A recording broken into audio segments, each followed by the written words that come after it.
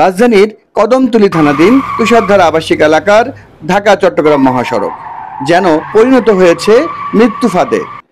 প্রায় সময়ই ঝরছে রক্ত, নিভে যাচ্ছে প্রাণ। শুধু গত কয়েক বছরে এই সড়কে প্রাণ গেছে অন্তত 180 থেকে 200 জনের, আহত হয়েছেন আরও অনেকে। নিরাপত্তার দাবিতে এলাকাবাসী একাধিকবার আন্দোলন ও মানববন্ধন করলেও স্থায়ী সমাধান মেলেনি এখনো। তুষারধারা এলাকার রয়েছে প্রায় 30টিরও বেশি স্কুল ও মাদ্রাসা। প্রতিদিন হাজারো শিক্ষার্থী ও অভিভাবককে এই মহাসড়ক পার হতে হয়। ফুট ওভার ব্রিজ অত্যন্ত জরুরি। 2014 সাল থেকে এখানে ফুট ওভার ব্রিজের জন্য আমাদের প্রচেষ্টা চলছে, কিন্তু এখানে কোনো সরকার কোনো পদক্ষেপ নিচ্ছে না। যেভাবে অ্যাক্সিডেন্ট হয়, আমি তো এই রাস্তাটা পারি হই না, এই ভয়ের ছুটি। অনেক লোক মারা গেছে যেহেতু বিশ্ব রোড এটা। আর এখানে ফুট ওভার ব্রিজ একান্ত জরুরি। বিগত এর আগে অনেক লোক অ্যাক্সিডেন্টে মারা গেছে, এই জন্য আমরা চাচ্ছি যে এখানে একান্ত জরুরি।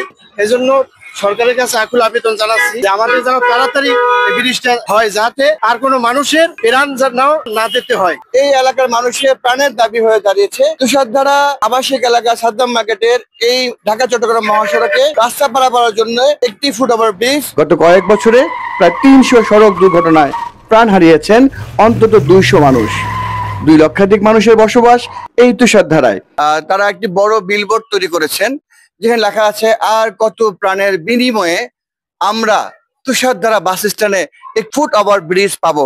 একটি অনেক আবেগের জায়গা, অনেক কষ্টের জায়গা থেকে একটি স্লোগান দেওয়া।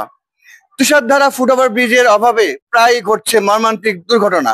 স্থানীয়দের দাবি সাদ্দাম মার্কেট এলাকায় একটি ফুট ওভার ব্রিজ নির্মাণ করা হোক।